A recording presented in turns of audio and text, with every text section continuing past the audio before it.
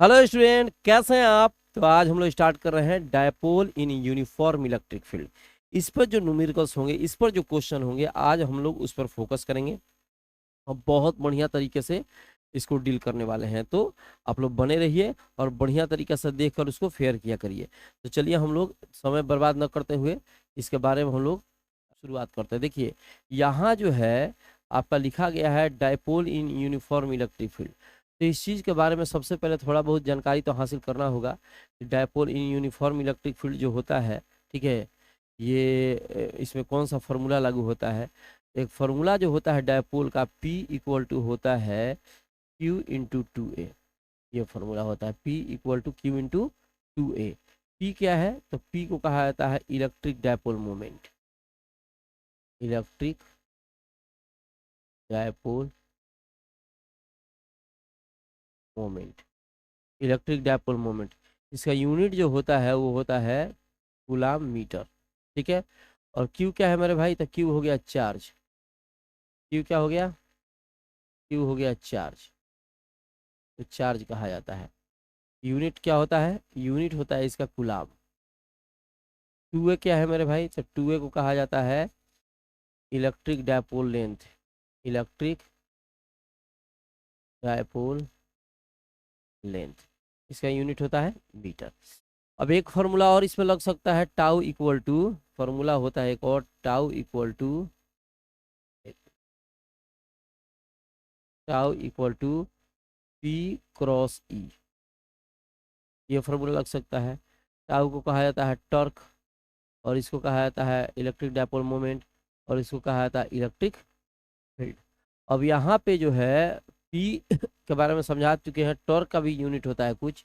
अगर इसका यूनिट देखा जाए, यूनिट टॉर्क का यूनिट होता है न्यूटन इंटू मीटर।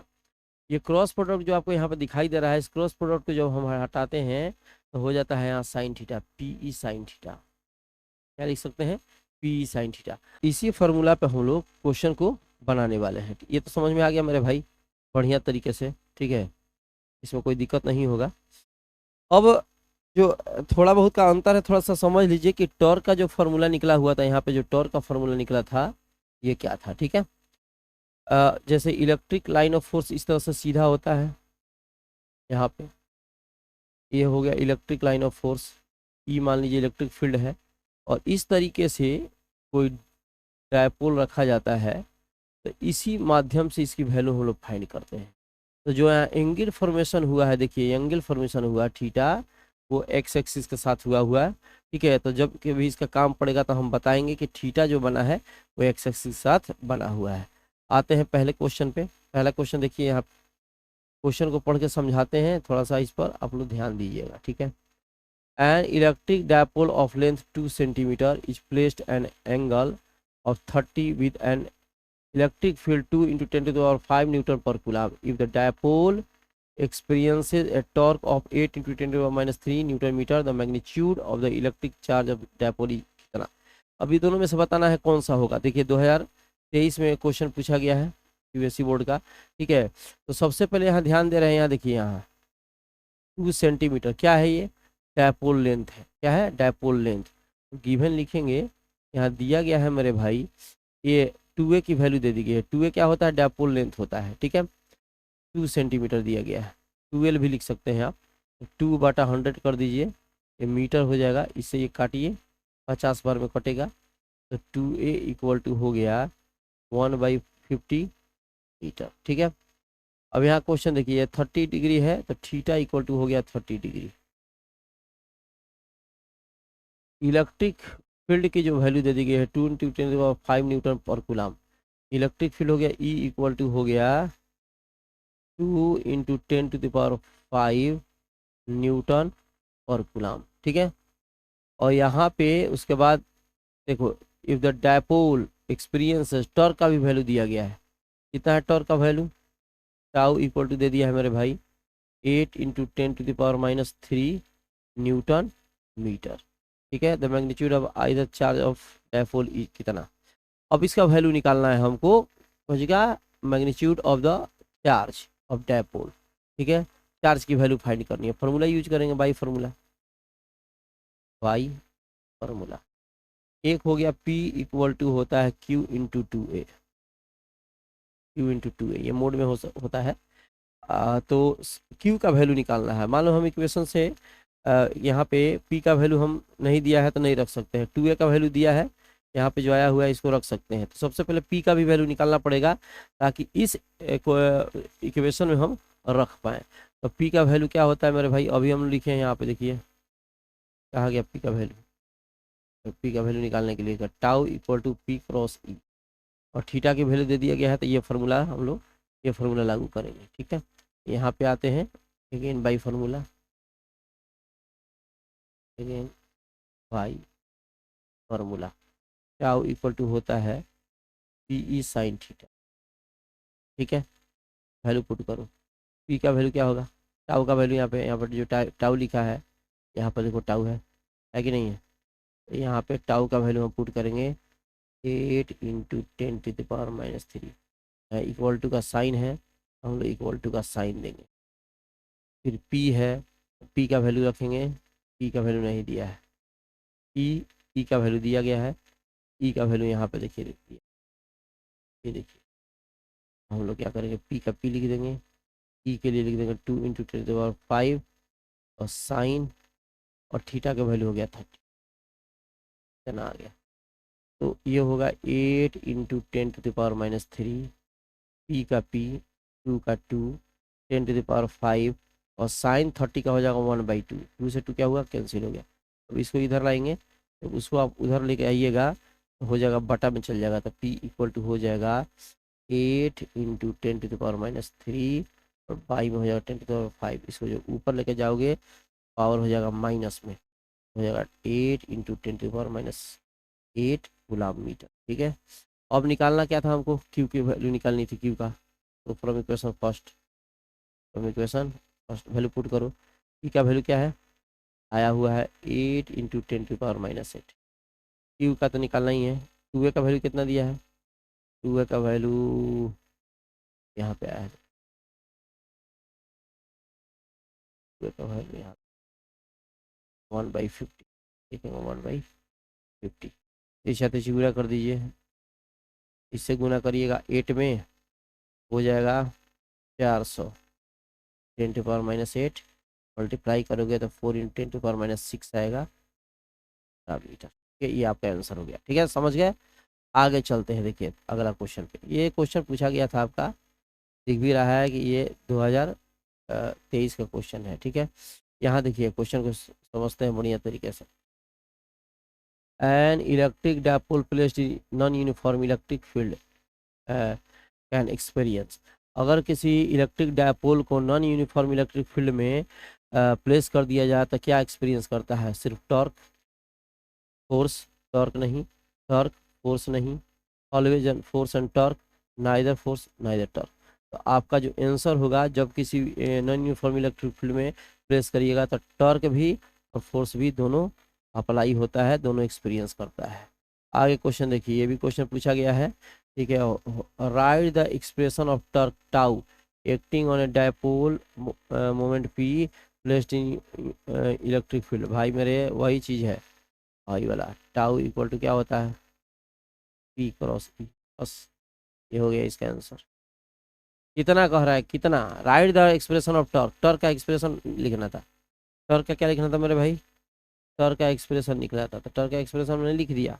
ठीक है, अच्छा अब आते हैं अगले क्वेश्चन पे, two small identical electric dipole AB। अब इसमें थोड़ा सा ध्यान देने वाली बात है, क्वेश्चन को बढ़िया से समझेंगे तो समझ में खूब बढ़िया से आएगा। ठीक है, यहाँ जो क्वेश्चन में कह रहा है कि two small identical electric dipole AB, एगो AB कहाँ है, एगो A है और B, ठीक है, और कह रहा है CD कहाँ है, CD हो गया। ठीक है, अब कह रहा है कि each of dipole moment P, इसका भी डायपोल मोमेंट P है और इसका भी डायपोल मोमेंट P है, आर केप्ट इन एंगल 120, 120 के एंगल पर इसको रखा गया, दोनों के बीच कितना बन रहा है, 120 बन रहा है, to each other in an external electric field E pointing on along the x-axis shown in the figure. Find the dipole moment of the arrangement. इसका डायपोल मोमेंट हमको निकालना है, इस अरेंजमेंट का डायपोल मोमेंट क्या होगा। सबसे बड़ी चीज़ है कि इसका डायपोल मोमेंट देखो, यहाँ पे थोड़ा ध्यान दो, ये वाला जो है इसका डायपोल मोमेंट है CD का, और ये वाला AB का डायपोल मोमेंट, तो इसका रिजल्टेंट क्या होगा ये पूछ रहा है। रिजल्टेंट दोनों के बीच अगर देखा जाए यहाँ से और यहाँ से, तो रिजल्टेंट इसके बीच से होकर जाएगा, तरीके से रिजल्टेंट इसका जाएगा। ठीक है, मैंने जो डायपोल मोमेंट का होता है माइनस से प्लस की तरफ उसका डायरेक्शन होता है। तो यहाँ पे देखो एगो डायरेक्शन इधर जा रही है और एगो डायरेक्शन इधर जा रहा है, और इसका जो रिजल्टेंट होगा इसके बीच में होगा। ठीक है, ये तो समझ में आ रहा है। बस इसको हटा दें, डिलीट कर दें इसको, ताकि साफ साफ दिखाई दे। ठीक है, अब तो समझ में आ गया कि यहाँ पे P होगा और यहाँ पर भी P होगा, तो दोनों का रिजल्टेंट यहाँ पे जाएगा बीच। किसका बीच है, इसका बीच है 120 का बीच, यानी इधर 60 हो जाएगा और इधर 60 हो जाएगा। ठीक है, तो इसका रिजल्टेंट कैसे निकालेंगे, फॉर्मूला तो आप लोग जानते हैं। फॉर्मूला क्या होता है मेरे भाई, P इक्वल टू होता है रिजल्टेंट का, R इक्वल टू होता है root under A square plus B square plus AB cos theta. अब यहाँ इसकी जगह पर कुछ भी रख सकते हैं रिजल्टेंट का, चाहे तो P है तो PR लिख देते हैं यहाँ पे, R का मतलब हो गया रिजल्टेंट। चलो पहला डायपोल P स्क्वायर, दूसरा डायपोल मोमेंट P स्क्वायर, फिर एगो डायपोल, ये वाला डायपोल लिया जा रहा है, एगो E डायपोल, एगो E डायपोल, दो डायपोल है ना भाई। ठीक है, और ये हो जाएगा P, और कॉस हो जाएगा 120, 120 दिया गया है, ये हो जाएगा आपका P स्क्वायर 2P का स्क्वायर, ये भी 2P का स्क्वायर हो जाएगा, मल्टीप्लाई होगा कॉस 120, तो इसका वैल्यू होता है -1/2, इसे 2 क्या हुआ, कैंसिल हो गया, रूट अंडर हो गया 2P स्क्वायर माइनस, हटाइएगा तो आएगा P स्क्वायर, स्क्वायर हटाओगे तो रूट चढ़ जाएगा P। PR की वैल्यू क्या हो गई P, नहीं रिजल्टेंट निकल गया। ये डायपोल का अरेंजमेंट का जो पूछ रहा था यहाँ पे, ठीक है, इसकी वैल्यू निकल गई। अब B नंबर में पूछ रहा है, उसको हम लोग देखते हैं B नंबर में क्या पूछ रहा है। Magnitude and direction of the net torque acting on it, torque का वैल्यू निकालना है। ठीक है, तो ये ध्यान में रखिए, यहाँ पे पहले समझते हैं बढ़िया तरीके से। यहाँ पे जो वैल्यू आपको मिल रहा है, यहाँ पे देखिए, ये तो बीच से जा रहा है श्रीमान, ये 60 हो जाएगा, ये 60 हो जाएगा, होगा दोनों का वैल्यू कितना होगा, एक मिनट, दोनों का वैल्यू 60 होगा। तो यहाँ पे देखेंगे ये 90 बन रहा है यहाँ से, और ये 60, ये 60, जाहिर सी बात है इतना जो बन रहा है इतना वो 30 डिग्री बनेगा एक्स एक्सिस के साथ, एक्स एक्सिस के साथ 30 डिग्री बनेगा। और जो थीटा, अगर टाउ की वैल्यू हम लोग निकालते हैं, और टाउ की वैल्यू निकालते हैं और फार्मूला लेते हैं PE साइन थीटा, तो ये थीटा जो बना है एक्स एक्सिस के साथ बनता है, वही लिया गया है।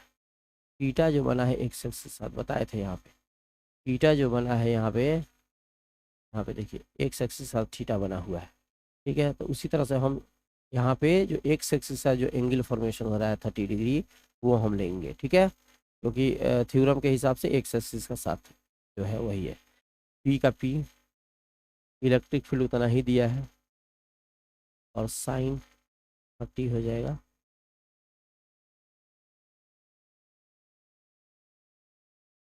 One by two. ये आपका जो क्वेश्चन आंसर आया इतना हो जाएगा PE/2। लगता है आज ये समझ में आ गया होगा थ्योरम टॉपिक। अब इसके बाद हम लोग नेक्स्ट टॉपिक में मिलेंगे, तो आप जहाँ रहिए स्वस्थ रहिए, मिलते हैं छोटे से।